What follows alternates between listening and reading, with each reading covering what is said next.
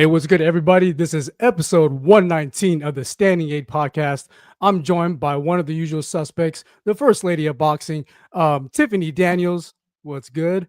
And also returning a special guest. He was the focus point of our previous episode, showing us talking about his gym, Cap of the Greats in Costa Rica. But he returns a second time to give us um, his boxing knowledge, breaking down one of the fights that we're going to be talking about. David Benavidez versus David Morrell. Gerald, GT the Great, Tucker Sr. How are you doing tonight, sir? I'm doing great, man. Thanks for asking, man. It's a pleasure to be back, man. Pleasure to be back. Awesome. So, without wasting no time, let's head straight to it. So, we'll be breaking down the preview of the light heavyweight showdown between interim WBC light heavyweight champion David Benavidez, 29-0, 24 knockouts, versus WBA light heavyweight champion David Morrell Jr., 11-0, 9 KOs. Before their recent entry into the light heavyweight division, both Benavidez and Morrell have already established themselves as top contenders in the super middleweight division. Now they put their unbeaten records on the line in a still relatively new division for both men at light heavyweight. On Saturday, February 1st, on PBC Amazon Prime pay-per-view, T-Mobile Arena, Las Vegas. Both Benavidez and Morrell have a close knockout win rate percentage at 82% and 81% respectively. However, Benavidez has the apparent edge in experience with 29 fights under his name versus Morrell's 11. One clear advantage I see in Morrell is his longer reach, coupled that with his technical skill, quick counter punching. Also, he's fighting from a southpaw stance, so it's expected he will leverage his power with his left. With Benavidez, I still expect him to still fight with the same tactics that's been working for him throughout his career. The exceptional hand speed, pressing forward, pressuring Morrell with his flurry of punches. What remains to be seen, in my view, is how good Morrell will see through that static and use his slick Cuban style to get those nice technical shots off. So Tiffany, let's give us your take on how you see these two men facing off come February 1st. You brought up like a lot of great points I was going to bring up. One being the southpaw stance, which Benavidez said is not going to be a problem for him. Morrell does have the long reach. I'm actually rooting for Morrell to win, and it honestly can go either way. But I seen some stuff from Morrell that I didn't like, that could potentially get him knocked out.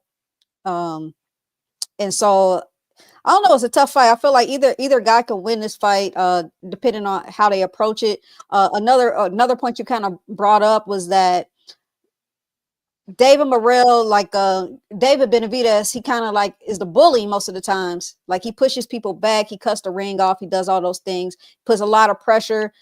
I looked at a few fights from Morrell, and I didn't see him getting pushed back.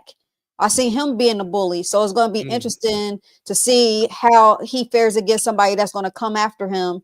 And I don't recall ever seeing David Benavidez in some like really, really hurt.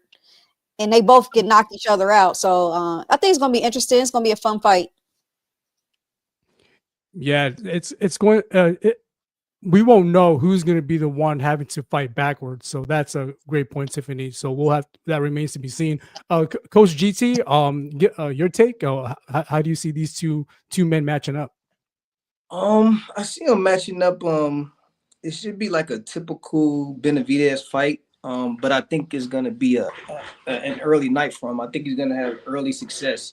I see. I'm not gonna say many, but I see like one or two mistakes that Morrell makes that he makes very often, and I think he needed some more time to build his record and get some more fights up under his belt to make adjustments within his style to get hit less and to get and to not be it's kind of hard to say. I don't like to really give too much because it seemed like I'm giving out, you know, tips or something like that. But Save it for yeah, Camp of the Greats. So yeah, I see it. I only really see it going 1 to 3 rounds, man. Unfortunately for Morrell. Yeah. Tiffany, any thoughts on that? Do you Nope. envision it being a very short night? I can see Morrell get knocked out. I definitely can see it happening based on some stuff that I seen from him too. The way he drops his hands and stuff. He gonna. I don't know if I told anybody else this. Maybe one other person. He gonna get knocked out by like a right hook. He gonna get knocked out. It's gonna be over for him. And I want David Morrell to win. I'm rooting for him. Like I got a lot of love for him. I think he's a great fighter. I want him to win. But I think he's gonna get knocked out. It's gonna be bad. You see it early or late or mid? I feel like he has the best advantage like at the beginning of the fight, but I think it's probably gonna be like 6 rounds. If he makes it to 6 rounds, I don't think it's gonna go past 6 rounds. Gotcha. To be kind of playing devil's advocate, I see it going at least towards the midst of the rounds because I think I think for Morrell, he's gonna be like kind of a puzzle for Benavidez. So I think Benavidez will have some of an issue figuring him out at the beginning rounds, but eventually we're gonna see Benavidez be Benavidez and do relatively quick work in the mid round. So it's going to be very interesting. But you know, we saw the build up of the fight, the trash talking, and you know when they met again at the I guess it was the media workout, and they both faced off, and there was that scuffle, and you had Morrell throwing one of his belt at him. So for a guy that has relatively not many fights compared to Benavidez, he's sounding very, very confident that he's figured Benavidez out. Your thoughts, Tucker, about his confidence despite the disparity in experience? I believe that confidence comes from his background of his ethnicity of being Cuban, and they're tough. They're diehards. I actually reached a level in the amateurs where I was able to compete in Cuba and also against a Cuban in the Pan American Games later on, and so I've been around them. I've been studying them my whole entire career, even from the day I started, and they're a very great group of amateur fighters. They don't allow them to go pro. So we didn't get to see their domination in the professional side of the sport, but they had some monsters. And my very favorite fighter was Mario Kindeland, and oh man, he won everything. We won the Pan Am Games together, but he won 3 Olympics. I want to say he won 3 Pan Am Game golds. I think he won 3 World Championships. He's won Goodwill Games. But anyway, the Cubans are so great, and to have that kind of like teammate or teammates or people before your era that you looked up to fight like and emulate. So they're tough. You know, they have confidence because they had dominance. You know, before his era. So I think it's like a macho alpha thing in him that he doesn't doubt himself, and he has a whole bunch of confidence, and is not any arrogance, and he's just ready to rise to the occasion and try to make his country proud. But I don't see him having the same kind of success that let's say one of the Mario Kindeland would have had, in the pros and at this level, because he didn't get that kind of experience in the amateurs. And so I just really can't see it going past 3 rounds, man. I know this might mess with some people, but I just can't see it, man. I hope he do, and shout out to Ronnie Shields. I used to work with Ronnie Shields when I was an amateur. So I gotta say shout out to his coach. And coaching matters too. I think he has a better coaching, over Benavidez, but his better coaching and then the lack of experience, so it's a Right. seesaw, and it ain't gonna balance out in his favor, I don't believe. Not only that, I think the chemistry between father and son with Benavidez and his father, that's almost like a perfect synergy. So that's something, you know, Morrell's camp is battling as well. So I think that could play a factor too. Yeah, Um, chemistry is a lot. right. Um, you know, kind of looking ahead for it in the benefit for Benavidez. Let's say Benavidez does handle business. He's kind of like in a limbo, right? So he's at light heavyweight. Um, there's still unfinished business between Artur Beterbiev and Bivol with their rematch. They're the kings of that division still, and Benavidez, he's still having trouble getting that money fight with Canelo. Tiffany, what do you see what's his near future for Benavidez in your eyes? If he can't get the Canelo fight yet, will he, do you see him coming back down to 168? What are your thoughts on that, Tiffany? If he can't get that Canelo fight, I don't see him going back down. I think he's just too big anyway. Like, I feel like he should have been at light heavyweight anyways. Right. So I feel like he won't. If he beats Morrell, let's just put that out there. We're speculating that he's going to win this fight. But if he does win, if he's successful, I feel like he's going to get the winner of that February 22nd Riyadh season card with Beterbiev and Bivol. I feel like that's next for him. Mm-hmm. I can't unless it was just like it's just not a good fight, or if something happens and it happens to be a trilogy for Bivol and Beterbiev. But hopefully it's Bivol that wins because he's a younger fighter, and then him and Benavidez can fight. So that's what I think he'll do next. But they'll have to fight a rematch though if Bivol wins this next one. Yeah. So then we have to wait to see. That's what I'm saying. It could be a trilogy. Yeah. We have to wait. We'll see. So it looks like most likely Benavidez will just have to ride through the motions at 175 until until that matter between Beterbiev and Bivol is settled for sure. Coach GT, from what you've seen so far, how do you see Benavidez so far as a light heavyweight? Do you still think you think he's fully groomed now at 175, or he's still like trying to graduate himself into that division still? Is this about to be his second fight or third fight at 75? I think this will be his second fight. Yeah. His second fight. His second fight versus Morrell. So I'm thinking he was almost already there before he turned. You know, some people already be in the class and they just pull down so hard and come down to the lower one. And I think that was his case. You can kind of see like a little bit of weight on him. Not as much as when he was a chubby kid, but you can still see some weight on him. And to me,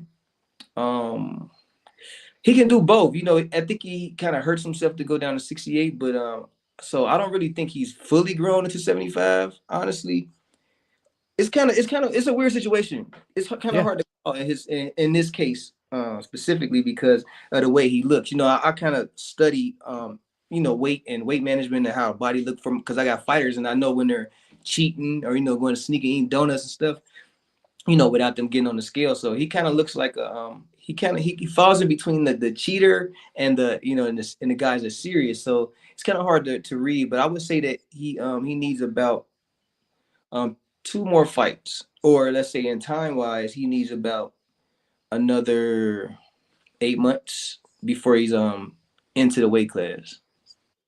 Will we count this fight though, since they both moving up? Like, they both are like new to the division, so like it's kind of like, is that really like a real gauge? Like, will he have to fight somebody that's at that division already, that's been there? Yeah, I don't think we can gauge it off of this off of the result. You know what I'm saying? I think we're gonna have to just kind of look at what happens inside of the fight. We can't go off of who wins, who loses, or who is stronger, who is weaker. I think we got to kind of go off of how how they look. You know what I'm saying? Just mainly on how they look, like So strength. I guess we just have to see more of Benavidez fighting top ranked guys at top ranked natural 175ers to get a real good gauge. But again, the most like the boxing fans, they're not going to be impressed because hey, they want to see him, in the fire already with a guy like Bivol or Better Beef. So it's as you said, Coach Tucker, it's a tough situation for him. So but yeah, what was one thing I wanted to bring up? I had a I had a blank, but That's Tiffany, it real quick. yeah, go ahead, go ahead. Now with the me trying to foresee a Bivol or Bitter Biv fight versus let's say Benavidez if he wins. Um, that's gonna be a. I don't think Benavidez will be ready. Or Morrell will be ready for those two fighters just now. I think they need to grow into the division a little bit Yeah, more. So no matter who wins, I think they'll need two more fights, not any tune-ups or anything like that, but like a weight check. You know what I'm saying? A gangster check we call it. To see if we can handle if our chin is durable enough. Because those guys, they're not like Paulie Malignaggi type fighters. You know what I'm saying? They're closer to the Mike Tyson type fighters, and yeah. so chin is gonna be key. And both these fighters, Morrell and Benavidez, they're not like you know, thick necked or thick chinned, and so I believe that they'll need a little bit more growing to do before we push them towards that fight, because that's so hopefully there will be, like you said, Tiffany, a trilogy, and that'll give them time enough to whoever wins, Morrell or Benavidez, to develop into a full light heavyweight, and then that'll make the future fight for the winner between the trilogy, or whoever wins this next fight. Um, if Better Be wins, that it'll make it a better competitive fight. You know, like for let's say take for instance Benavidez, like like it would be good to see him fight like a natural 175er, like probably uh someone like a Madrimov in that division, to like someone who's really experienced in there that could um that could give Benavidez that work, because I remember when Benavidez fought Vosnik, his first fight at 175. Benavidez, he was doing his thing, but it was like Vosnik, he ran through he like ran through those shots like it was nothing. It was kind of like Benavidez hitting a wall. Um, just no emotion from Vosnik, not appearing hurt, but he was getting tagged, but Vosnik was just walking through it. So it was it was ugly. It was not very pretty to see for Benavidez as far as his performance was concerned. So it's going to be interesting with Benavidez going forward throughout his career at 175. So yeah. That's probably why he was contemplating going back after that fight. He was contemplating going back down to 168. He was like, maybe I need to go back down to 168. Maybe you ain't getting those knockouts. Yeah, but Canelo's not opening his doors to Benavidez, so there's no incentive for him to come back down, unless Canelo is willing to open up his wallet for for Benavidez. But yeah, it's a tough situation. Did you want to say something, Coach? I was about to say something about what Tim just said, but you just made me think of something different. I think Canelo will change his mind. I think he'll have a change of heart real soon, based off of Benavidez's last performance, and off of this next one. Maybe not just this next one, but the one after this one. Whatever he has after this one, I think Canelo will be ready for him after that. So this fight, and then the next one, and then I think Canelo will be willing to do business. Right. So we've already previewed Morrell versus Benavidez. Tiffany and Gerald, you naturally like freestyle into this new topic, Canelo. So he's been making headlines again. He's been more often so been mixed with another name. Still a hypothetical. Tiffany, you know where I'm going with this. Terence Crawford and Canelo. And also another name attached to Canelo, Benavidez also. But as far as let's talk about it. Let's give our updated thoughts about this. Coach GT, what's your thoughts on let's say let's put it this way. Let's put it in a situation where um Crawford, he agrees to move up to Canelo's weight, comfortable weight. On that stipulation, how do you how do you see those two guys matching up? Given their impressive skill set, their pedigree, how do you see them matching up? And on what weight are we talking for Canelo? We talking 68? Yeah. Okay, so Crawford And just Crawford would have to move I believe two divisions, right, for him? yeah, Yeah, two. that'd be two. Yeah. And Crawford, this was Crawford's last fight was his first fight at 54, was it? Yeah. Yeah, and he relatively, I guess, for the lack of a better term, struggled despite the win. So with him only having one fight at that weight, and I think he moves into weight classes when he goes up really fast. He Yeah. did it, went from 40 to 47, didn't take long, and I can kind of like foresee him doing the same thing here because he looked really really strong, and I gotta shout him and his coaching team out because he's getting better and better even at this late level in his career. Is actually scary. He was throwing some very, very, very beautiful, and I'm really picky. I'm really I have great taste in boxing.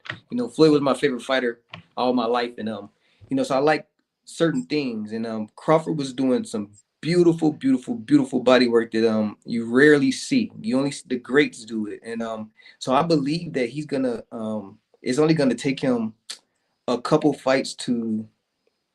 I say one more fight, he'll be a solid 154 pounder, but that's a 154 pounder. Now we're talking about he need one more fight to become that. You know what I'm saying? So to Right. me, still 140, 150. He is at 150. He's in between 147 and 150, 154. And that so to go from 150, where I got him at, all the way up to 68, that's 18 pounds against a guy who's fought heavier than 68 before. He's fought Bivol, he's fought the big guys and they didn't put him out or down. So I'm thinking that the weight advantage will be too much. I really don't. I said this before. I was asked this question on another podcast a long time ago, and I don't want to see Crawford fight Canelo yet. If anything, it'll be. I would rather him do it. Let's say after he's done did what he did at 54 and thinking about moving up to 60, because then it's when his body's ready to go up to the next level. Then I think he'll have more of a shot. But Canelo will be further, down the road and In head age. towards Yeah. retirement. But so I'm thinking it'll be a better ideal. If I had anything to do with the decision making for him to do it like end of his career exhibition like. But to do it, for a real fight and to give up that many advantages to not just a regular champion, but this is a great champion who has tremendous skills. He still have a lot of speed. He's very explosive still. And I don't think we've seen him like in his last couple of fights. I think he kind of toned it down a little, and I think that's because he's kind of getting not burnt out, but he's done so much that he's happy with his success and he really doesn't feel like he has anything to prove anymore. But if he gets put in a ring with like a Crawford and where it's like this little guy is gonna going by weight, this little guy's gonna come up here and embarrass me in front of all my people and all the people watching around the world. Oh nah, so I'm gonna lose that where I feel like I'm cool and I don't need to do too much or train too hard. He's gonna I think Crawford's gonna wake up a monster, and the biggest monster that we've ever seen in Canelo, and that won't be fair to me. Right. be a 150 pounder versus a 168 pounder. You know, I'll give him 50. I don't give him 54 yet because he's still growing. But and I don't want to see that, you know, because he'll be of course it's just an L. You know, everybody look at losses different, but I would like for our fighters to stay undefeated as long as possible. Of course, you know, try yourself, you know, challenge yourself, you know, take tough fights and stuff, but this is more than tough. You know, if they both the same weight, it would be a tough fight. It would be he was supposed to take the fight, but to give up all that weight right now, you know, before Canelo you know, drops from his peak so hard, it's just so dangerous that I don't think I wouldn't want to see it, you know, because I want him to stay undefeated and you know, and to keep Rockefeller and represent his people. Right. And also, you know, looking at it from Canelo's point of view, and he stated this on the Breakfast Club, like, you know, he said, and I'm just paraphrasing, you know, assuming that he takes that fight, like, what's the incentive for him? And for Canelo, there's not much effort he has to do. It's just that he has to just wait for Crawford to even, for one, make that weight 2 divisions up, and it's like, you know, it's a lose-lose situation for Canelo. Like, yeah, he beats him. Yeah, if he beats Crawford, but yeah, Crawford had to do so much and then come up short because of all those variables Crawford had to go through. So it's a tough situation, but yeah, great take, Coach. Tiffany. I say Oh one yeah, more. go ahead. Yeah, go ahead, Um, Coach. so I'm thinking now. I'm not saying that Crawford can't beat Canelo. I'm just Right. saying he's giving up way too many Too advantages. many. Right. Now Crawford is, as we know, you know, Crawford likes to. I'm not gonna say play around a lot, but he likes to do a little bit of everything: ping pong, wrestle, street fight, whatever. He knows how to do it all. You know, he's competitive. I'm the same way. I'm multi-talented, and I don't like losing at nothing. Tic tac toe, who can use the bathroom the fastest, whatever. You know, ain't nobody gonna beat me at nothing. So and that's a no Diddy. I'm talking about, you know, separate bathrooms, whatever. But anyway, Crawford, so I think he has the ability, you know, and to beat in the skills and the power, and he's adding power. I can see that in the last fight versus Madrimov, which is a great fight. And I actually had going back to what you said that he didn't look too good. I think he looked great to me. Of course, he got hit. He was fighting a different kind of fight than his usual, more cautious and calm and chill. And he had to, you know, that was what you're supposed to do when you come into a new weight class going against a big puncher. But I really think that Crawford he definitely has a chance as far as skills go. They're I would say 50-50. Let's give 55-45. I give Crawford a little more skill than Canelo, you know, Yeah. 55. But the disadvantages, you know, it changes things. Kind of like what we was doing with the Morrell fight, going on experience.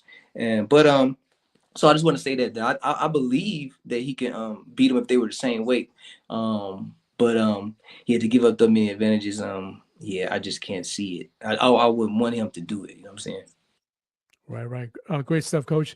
Tiffany. A more specific question for you, like, what would be the most efficient, given Crawford's age, in your, and like, if you were to draw out like a game plan for Crawford, in your view, what would be the most efficient, take out all the unnecessary stuff, the most efficient path for Crawford to move up 2 weight classes, and um what methods would Crawford have to do to pull off that W against Canelo at 168? Shit, I don't know. Like, he just named off a bunch of stuff that in my head logically that all makes sense. Like, what everything that Coach G just said about all the reasons, all the disadvantages Crawford has, that makes plenty of sense. But also thinking, I don't want him to become undisputed at 54 and do this in a couple of years, and then he's 40 years old and he fights Canelo. I want you to retire. I don't want you Yeah. to fight him at all.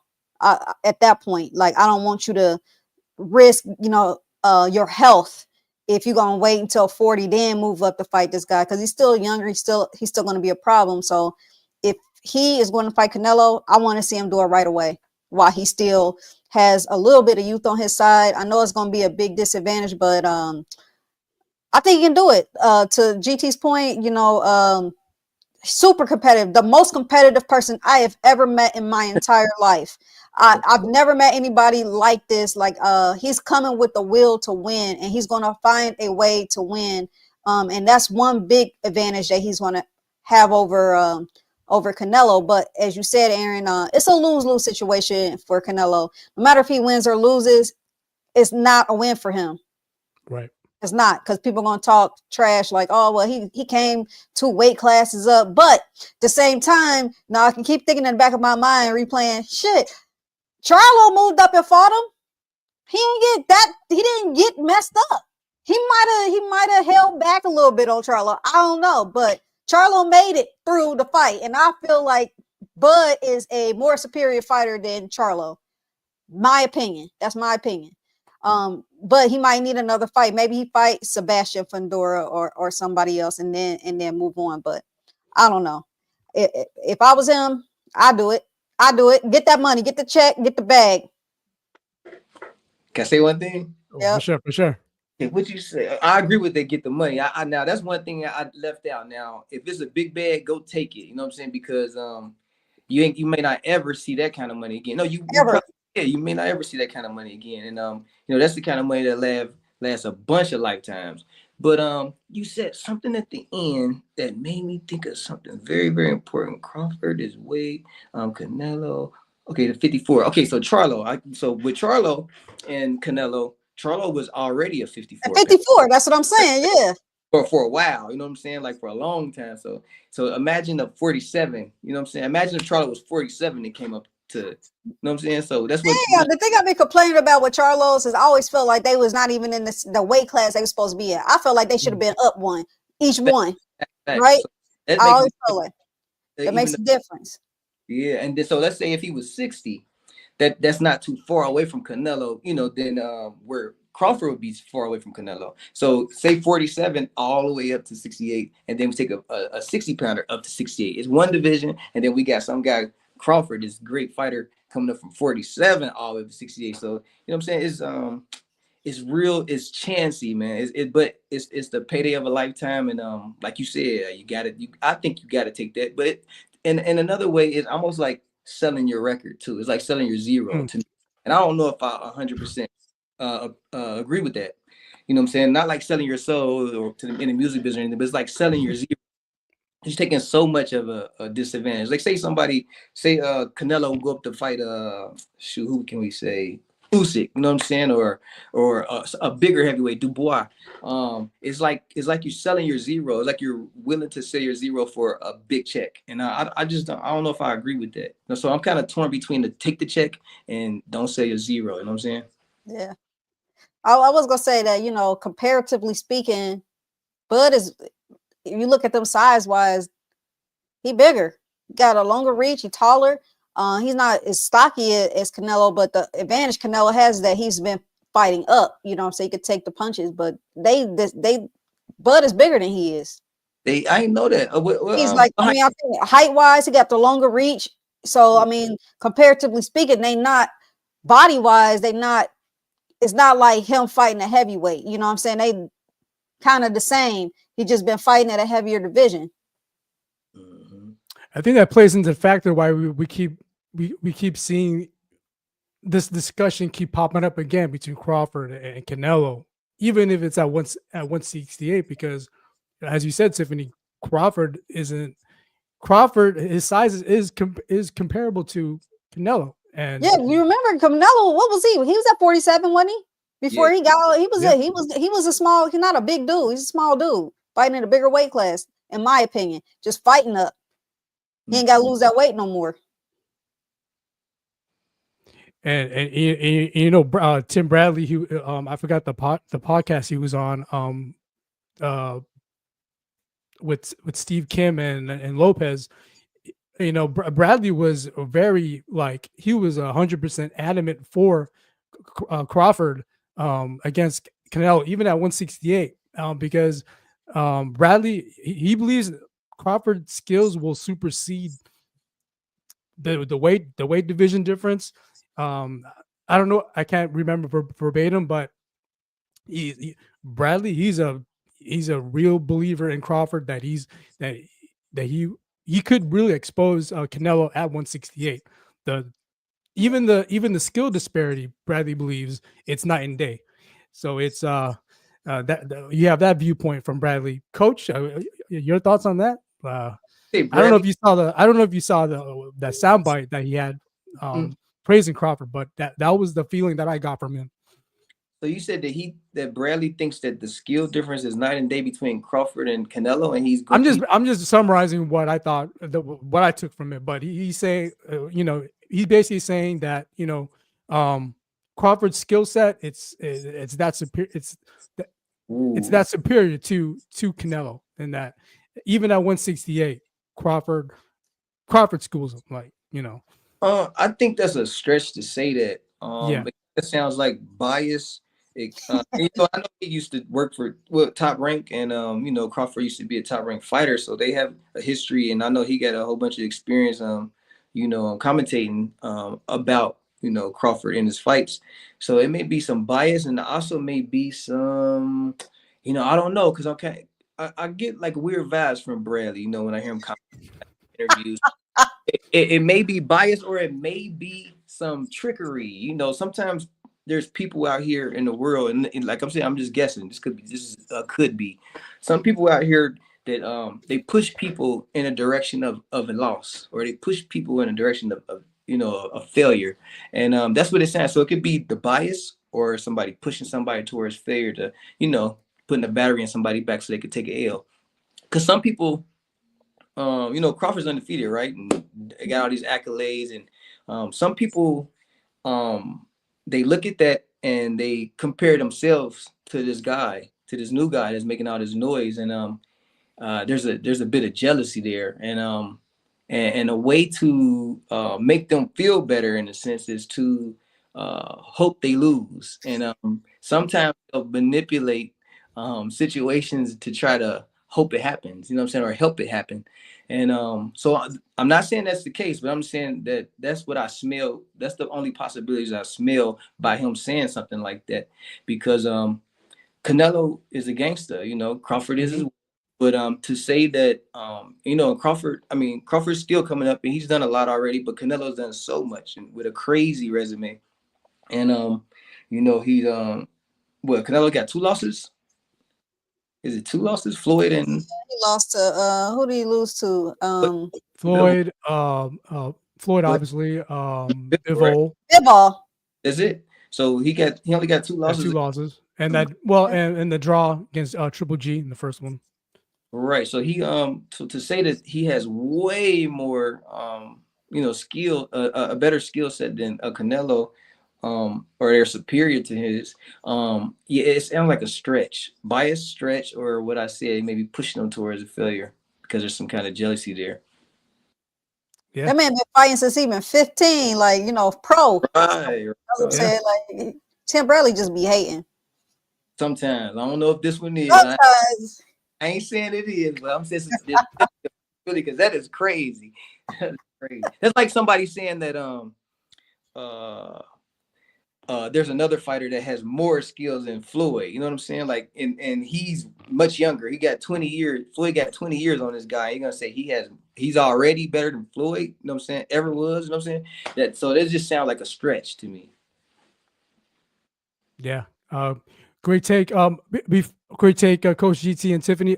Before I end it, I want to, since it's been a while since this program has been on the air. The last topic we discussed was we were previewing Usyk versus Fury, the rematch. But now that fight has transpired, and we all know who won the rematch. Usyk again. Usyk outpointed Fury 116-112, and that in December. All 3 judges' scorecards for Usyk in Saudi Arabia, Riyadh season. I even remember Fury intentionally coming in at a career high 281 pounds. That just tells me he was just intent, just on bullying him on the weight alone. But Usyk, that wasn't an issue for him. That skill, his craftiness took over, outpointing him all 12 rounds. And my overall feeling, it's not more so. It's not more so specific to um to Fury. It's just that Usyk, he's that Trojan horse, right? He's coming up from cruiserweight, and he just like kind of like reset the heavyweight division inadvertently. Like, before Usyk even came up to that division, we were talking about matches between Anthony Joshua, Wilder, Fury again, and now we see this guy Usyk, um, erratic, funny guy, jovial, just come up and just expose the whole heavyweight division. It's just Right. it's just spectacular to see and entertaining as well. So coach, just give us your reaction to that fight, that rematch that happened in December, and also on a broader note, your view of the heavyweight division as it stands now, and your thoughts about it, of that division going forward. Well, that fight, I want to talk about what you just said. He said that he came in. How heavy was he? 280 something. 281. 81. That's crazy. I Yeah. didn't even Super know heavy. that. Didn't know that. But and you said that he he put the weight on with the intent to kind of put his body on him. But in the fight, I think he waited way too late to start putting his body on him, and so it didn't work. You got to do that early. You got to, because you want to wear him down so that you can tire him down for later rounds to go your way. But if you wait until the later rounds or the mid rounds, by the time he's tired, his fight is over. It's 12th round and it's over. So I think he should have, if that was his intent to be that big and come in and do that, he should have started out from round one. And of course, Mhm. it's trying to trick you to do that because you want to. Most people kind of stay back from their opponent, but I like if that's the situation for me or for my fighters, we got to get in there right away because every second counts, because every round counts later on that we want this guy tired. You know what I'm saying, from the weight advantage. But that's good to know. I didn't know he was 281. That's crazy. But as far as the fight went, I was impressed by Fury and his performance and the level of his competitiveness, being the older guy and way past his peak, and having this young guy that that was a great elite amateur with all these skills. He's not no typical heavyweight. He's not no somebody who worked at Ford Motor Company and then decided to go to the gym and then became a champ. He actually was great from a young age all the way up, and he hasn't had to change his style much. He still fights almost the same style as he did as an amateur. He just gets to calm down more now, and put a little bit more power on his punches. But he's still fighting the same style as he did when he was a youngster. So it's natural for him, and Tyson needed to, like you said, put his body on him to make it uncomfortable and to give him a fight that he didn't get as an elite amateur, and so far in the pros with heavyweight, a big heavyweight like a Tyson Fury.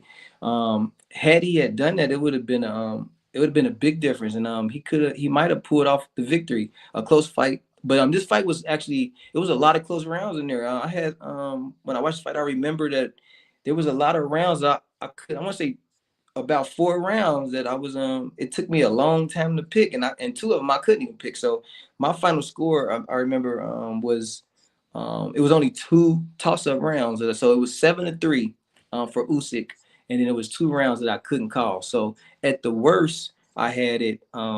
Well, I ain't gonna say worst, but one way I could have put it was 9-3, or it could have been 8-4, or it could have been a 7-5. Yeah, so but all wins for Usyk. So that's how I had Usyk winning, and like I said, it was a beautiful performance. Fury gained a little more respect from me, even though he's toward the end of his career. And I had a lot of respect for him already by the way he handled the heavyweight division, and remained undefeated for a very long time against some a very competitive division that it Mhm. became once the Wilders came and Joshua came. So I give him more credit than I gave him before that, by how he fought, how competitive it was, and um, but yeah, I think he needed a little bit more youth, a little bit more conditioning, and maybe Yeah, I think that's all he needed was a little bit more youth, and a little bit of conditioning, and maybe he could have made the fight a little closer or edged out and got a win. But we get old sometimes and we slow down a Yeah, little bit. And yeah, so I think that's what happened in the fight for me. great stuff, Coach. Tiffany, looking back, your biggest takeaways from that rematch? I gave I think I had given Tyson Fury 4 or 5 rounds out of that fight. There was some close rounds as well, but what I noticed from Usyk is like whenever he would start to land, he was throwing a lot more combinations. Like he'd throw 4 or 5 shots, and maybe 3 of those might land. Where Tyson Fury was throwing 1 or 2 shots, or he was kind of like flicking his glove out instead of like he wasn't really turning his punches over. So I'm not giving him credit for those shots because you're not really, and he was backhanding them. So he wasn't turning his punches over. He was kind of flicking his hand out, doing that kind of thing. And like Coach GT said, he waited too long to kind of like turn it on. So it made it a little bit easier for me to give Usyk some of those rounds just because of his antics. And it was a little bit more clearer for me on that regard. But overall, it was a good fight. I told you I wasn't even gonna watch it, and I ended up watching it anyway. I was like, I ain't interested in this fight. I don't want to see this, but I ended up You're a USA boxing official, so it's natural for you to watch fights. Especially I'd rather watch these kids fight than watch that. Like I was like, nah, I ain't watching that fight. But I ended up watching it. And it was a competitive fight. It was a good fight. How old is Usyk anyway? He's up there too, isn't he? Ain't he like 39 or something? So Up there, the latter half of his 30s, I think. They both are like, at the age where it's pretty much like time. It's time to kind of move on. And I got, Usyk is pretty good. He moved up from cruiserweight and he's standing there getting that weight on him. And sometimes you can see him breathing, like how hard he's breathing. Like that's impressive to get hit with. So he was getting the punches that Tyson did land. He was like, Usyk was kind of stuck. Like he hurt him a couple of times. I don't recall Tyson Fury really being hurt in that fight. So I think like whenever it was like the heaviest punches, Usyk was the one that seemed a little bit more hurt, even though Tyson could have just did more to me. Especially like you said, he was a super heavyweight. What the heck? That dude was big. He was huge. But overall, it was a good fight. I don't care to see a third one. Please, yes. I just looked it up. You right. Fury 36 and Usyk is 37.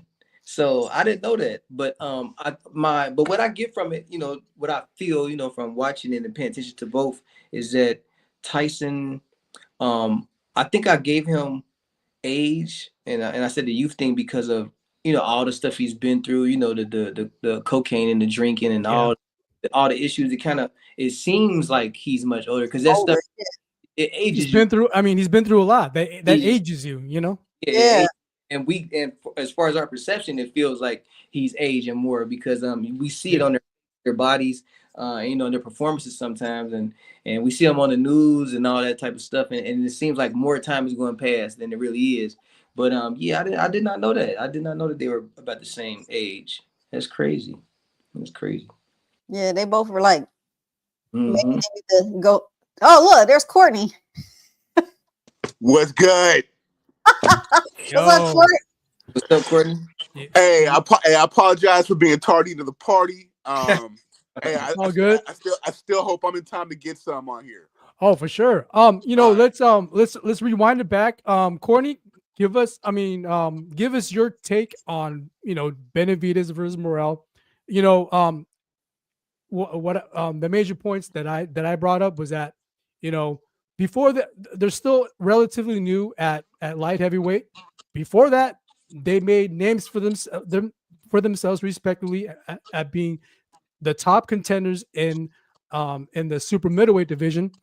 But now they're still relatively new in this division. Now they put their unbeaten records on the line at 175 on February 1st. Amazon PBC on Amazon pay-per-view. So Courtney, how do you see those two guys matching up? I think it's gonna be it's one of those matchups where I think there's a lot more under the surface than what's on the surface. And when I say that, I think Benavidez is a lot more of a skilled fighter than people give him credit for. And I think David Morrell's got a lot more dog in him than a lot of people give him credit for. So I think with those two intangibles, I think that's going to make for a very interesting matchup. As far as those styles clashing together, but I mean, ultimately, I think it's going to be one of those things where these are two good fighters who are going to revert, who are going to try something else. They're going to try to strategize coming out the gate, but they're going to go back to doing what they do best. And I think whoever does it better is going to get their hand raised at the end. But I think Morrell is going to have to come to a point where he's going to get back on his stick and get back to boxing. I think there's going to come a point in the fight where Benavidez is going to go caveman and is going to pick up a club and go after him. My prediction and how I see it going personally, I think in instances like that, I always got to favor the skill guy, and that's Morrell in this fight. So, but I think it's going to be entertaining. And I think it's going to be for as long as it lasts. Go. But I do see a scenario where I think it's very possible for Benavidez to jump on him early, and David Morrell, he won't have enough time to find an answer. And so I think that's plausible. But ultimately, I think the longer the fight goes and go in the distance, I think it's you got to favor David Morrell in this one. Oh, Courtney must want to argue tonight. He must want to argue. Okay, Coach, go ahead. I'm gonna stay back. No, so hold on. So you really think Morrell is the better skill fighter? Excuse me? You really think Morrell is the better skill fighter between the two? I do. Oh. Oh yeah. Hey! You know what I'm saying? That's what makes for these great panel discussions, though. Oh, for Why sure. do you disagree with me? Why do you disagree with me, Coach GT? So earlier I said that I think that Benavidez is the more skilled fighter. Okay. By levels, and I think I called it was going to be I gave it 3 rounds max by stoppage. Now, of course, I didn't say this, but I want to say this now.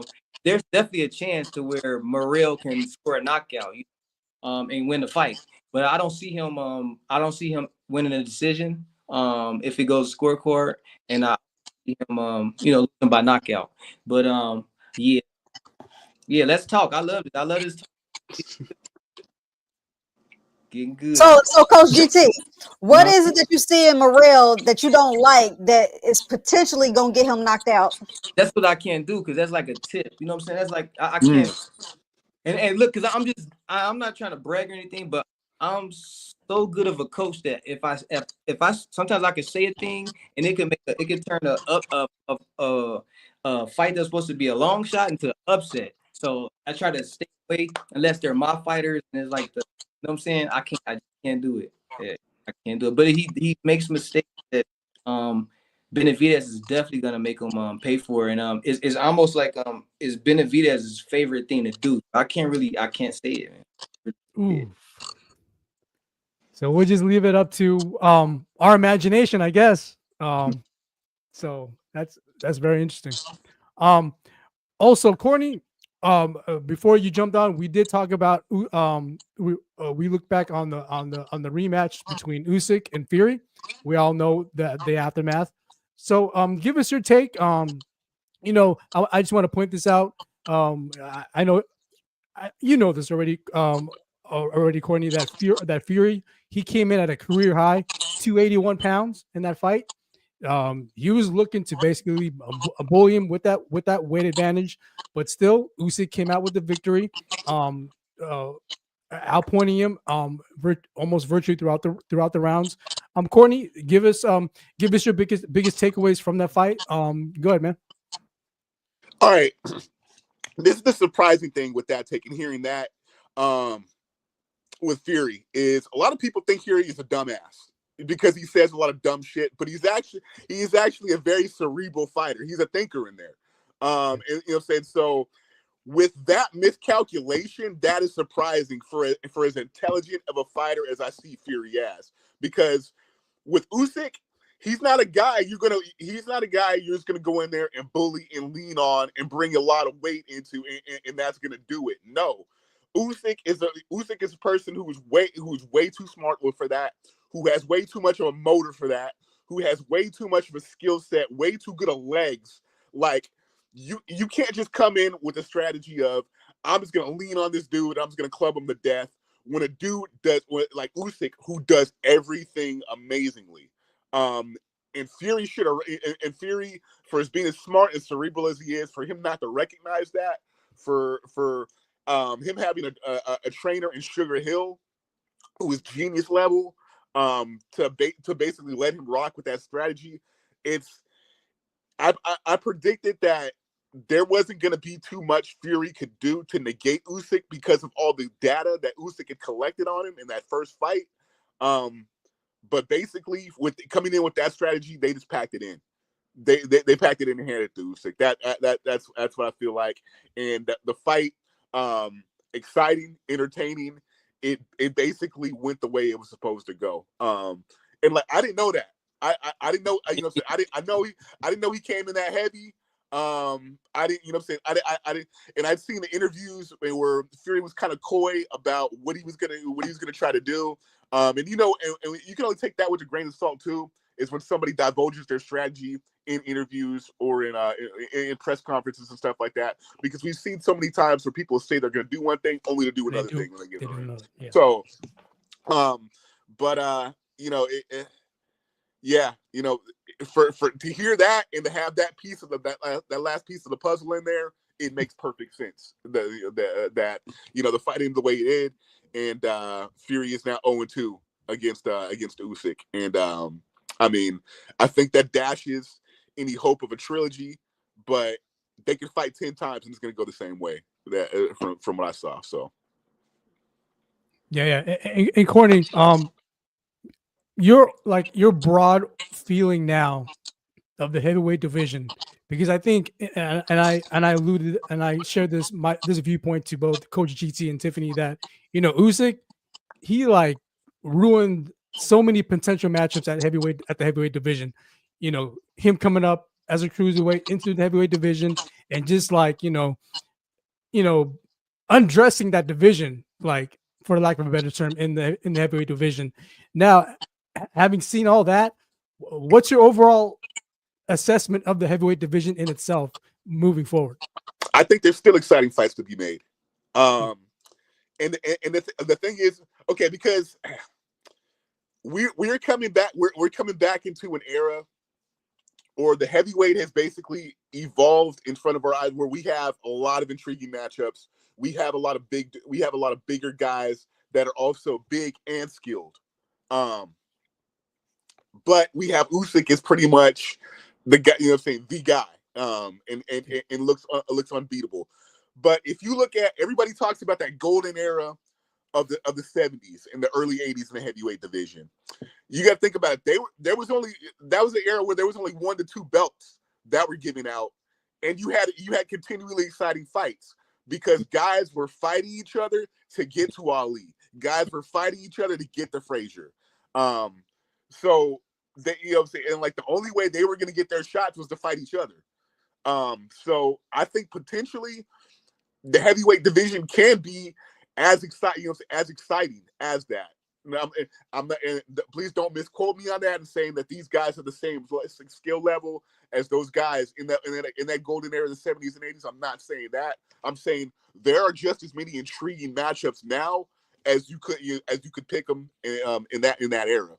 The thing is, though, the business has just gotten so gutless. It's the question is, will these guys fight each other? And they don't seem too keen to fight each other. But like you can pull names out of the hat in the heavyweight division, and there are tons of fights. We can comprise a whole episode talking about what fights we want to see with the names that are out there. But it's basically it's all going to be dependent on what move Usyk is going to make next. He's talked about dropping back down to cruiserweight. If he does that, I think that opened things up very, very excitedly. If he stays, I think I think he's going to have pretty much like a Vladimir Klitschko reign, where guys come up, he knocks them off next, you know, and I think he's got the skill set to have that kind of reign in the heavyweight division. It's basically just going to depend on what he wants to do, and depending on what he wants to do, that's how the tide is going to turn in the heavyweight division. Great take, Corny. So yeah, that's gonna conclude episode 119 of the Standing 8 podcast. I want to thank all the viewers watching us live. Be sure to check out the audio version, which will come out within the next 24 hours. But closing out, I'm gonna go one by one, round table. Tiffany Daniels, any closing thoughts, shout outs you want to give out before we end it tonight? Shout out to all my fellow Standing 8 podcast panelists. Shout out to you, Aaron, for setting us all up. Steven and Tommy back at home. Mike Gomes, my boy, real estate mogul. Congrats to you, sir, on all your big success for last year. I want to shout out all the boxing gyms in Cincinnati, Ohio. They're going to the regionals in about a week. So we got Millville Boxing Gym. We got Real Deal Boxing Gym. Each have 6 fighters going to the regionals, and we have 1 out of Cincinnati Golden Gloves. So good luck to the fighters out of Cincinnati. Ohio runs boxing. Shout out to Marcus Nall, and to all the viewers. Thanks for tuning in. Awesome, man. I'm going a bit of on a tangent. I'm backtracking when you were reviewing the rematch between Usyk and Fury. To our viewers there, if you replay her assessment, she was speaking also as a USA boxing official. So any amateurs out there, now you know how they look at a fight. So great stuff, Tiffany. Coach GT, any last words, shout outs you want to give out? And go ahead, Coach.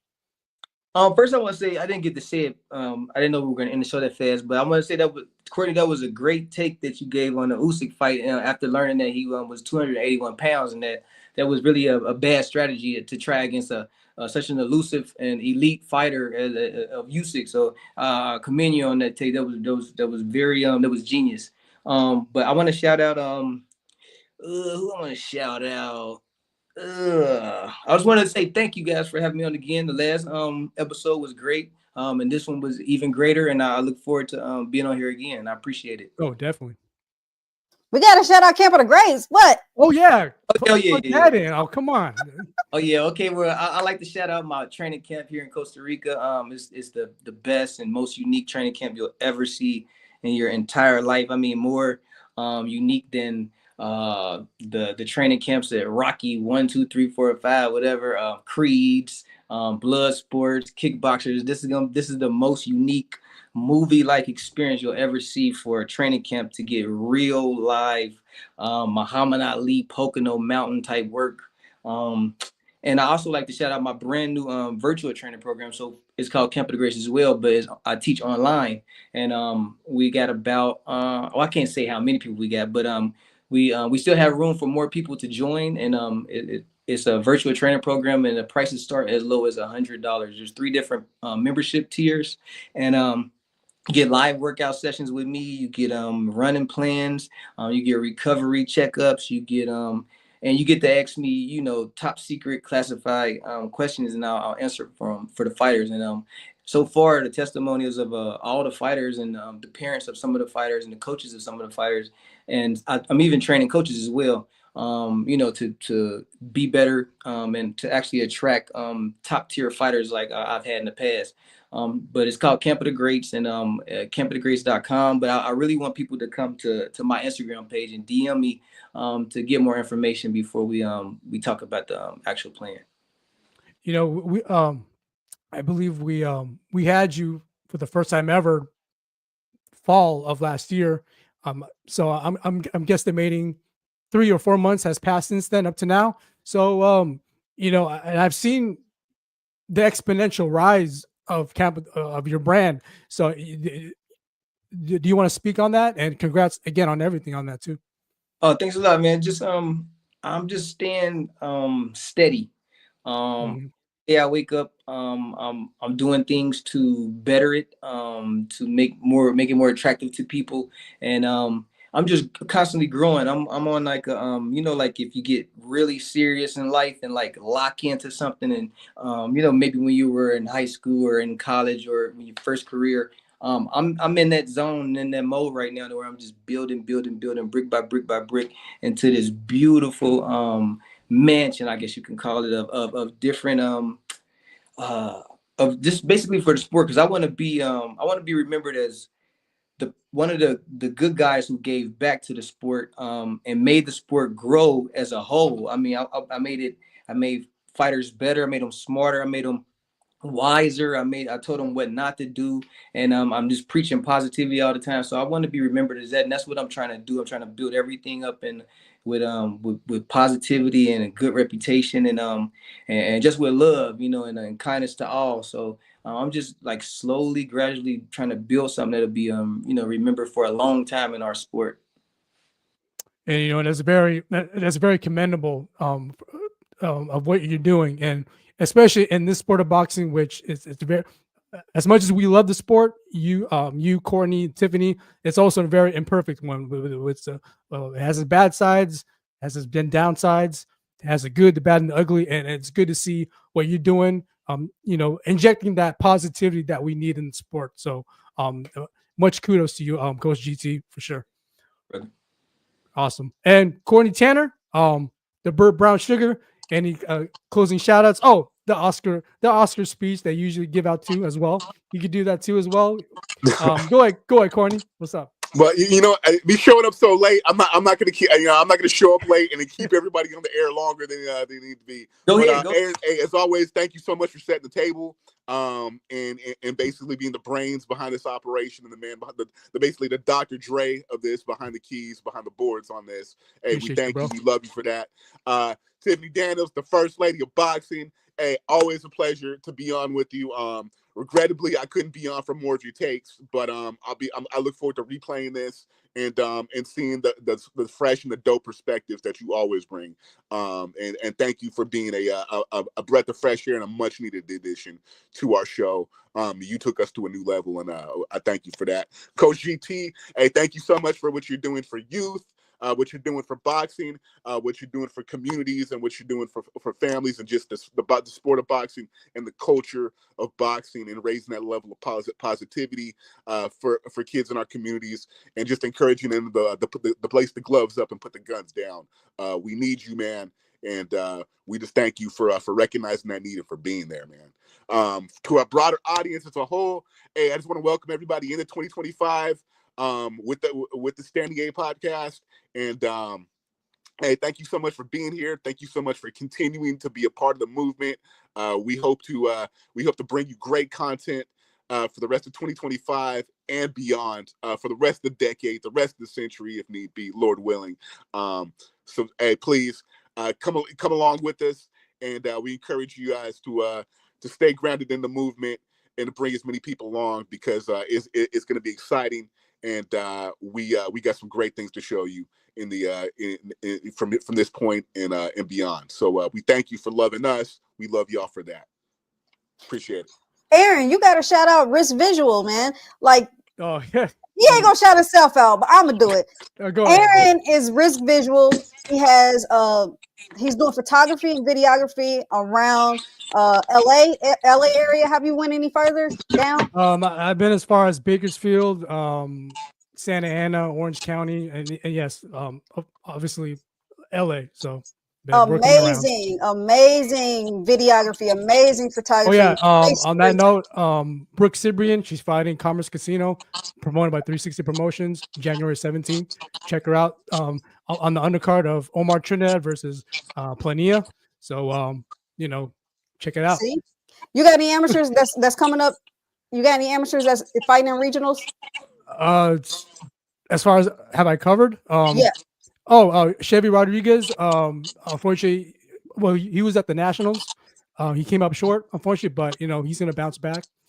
So shout out to Chevy Rodriguez. But thanks, Tiffany, for plugging my brand in. Yeah, he gotta plug that in, man. He's got amazing content. So make sure y'all follow Aaron on Risk Visual. Thank you. And you know, it's unfortunate that I gotta bring the mood down opposite because I just want to, you know, our thoughts goes out to you know, all the victims, all the families that were affected by the recent brush fires out here in LA, specifically Pacific Palisades, the communities north of Glendale, and all the other affected communities at the those perimeter spots in LA County. So very devastating, and our thoughts to all the families in general. No matter what economic class we're affected, we're all human. You know, just our thoughts and prayers, and to recover and be better. You know, elevate. You know, and remember this moment. And but you know, build upon that tragedy, and you know, build a new future. So my thoughts and prayers, and I'm hopeful that will happen to all the affected families out there. So I just want to mention that, and also shout out to again Courtney, Coach GT, Tiffany, and also Tommy Rush Jr., Stephen Ruiz, and also congrats to Michael Gomes at Signature Realty New Jersey doing this thing. And all the viewers, listeners, thank you for watching us. This is episode 119 of the Standing A Podcast. Everybody have a great night. Peace. Peace.